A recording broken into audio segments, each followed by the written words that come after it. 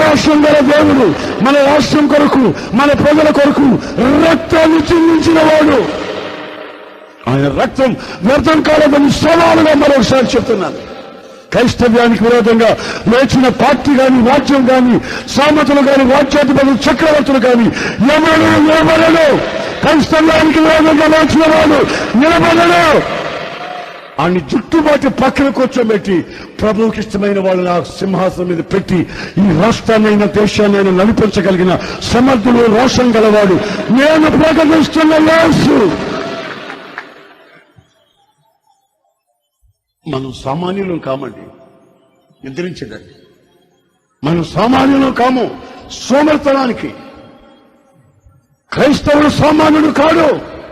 ఒక బలమైన శక్తి, పర సంబంధమైన శక్తి చేత ఆదరణ పొందుతున్నవాడు.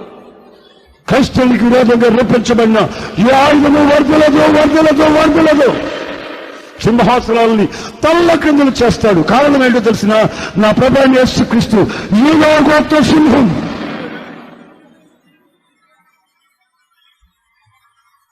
Praise the lord.